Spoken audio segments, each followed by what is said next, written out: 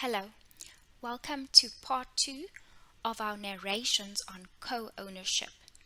In this narration, we are going to focus on the rights and obligations that flow from the co-owner's undivided co-ownership shares. Now that we looked at the rights and obligations of co-owners with regard to the co-owned property, we can turn to the rights and obligations of the co-owners with respect to their undivided co-ownership shares.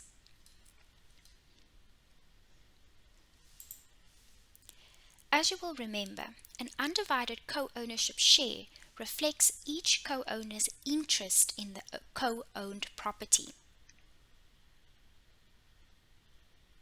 Each co-ownership share constitutes an independent legal entity that may be equal or unequal as mentioned in the previous narration.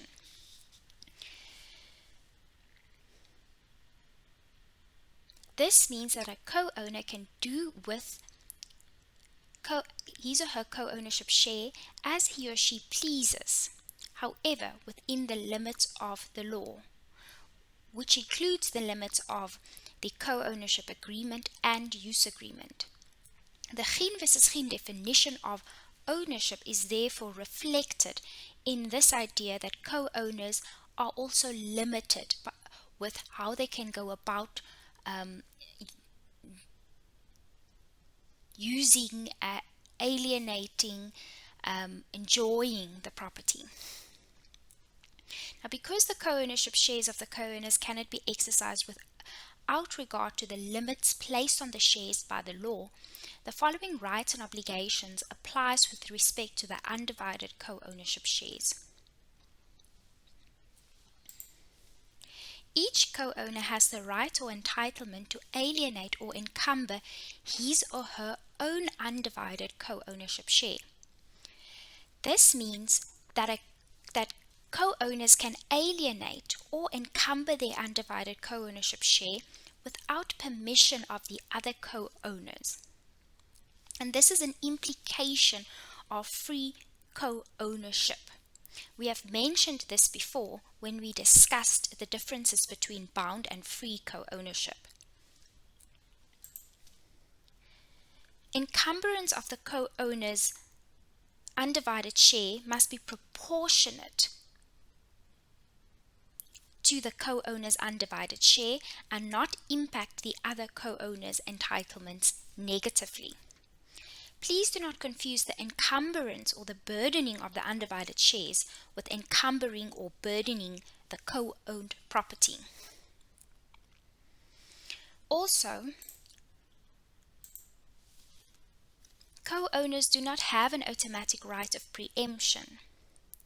They can, however, include in their co-ownership agreement a preemption clause, or agree on and create a right of preemption later on.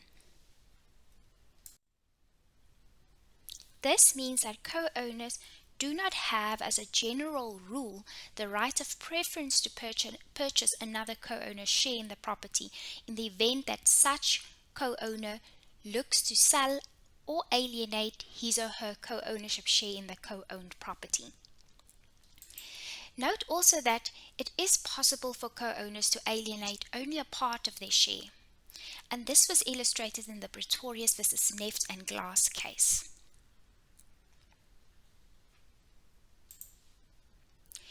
The entitlement to use is an entitlement affected by the undivided co-ownership shares.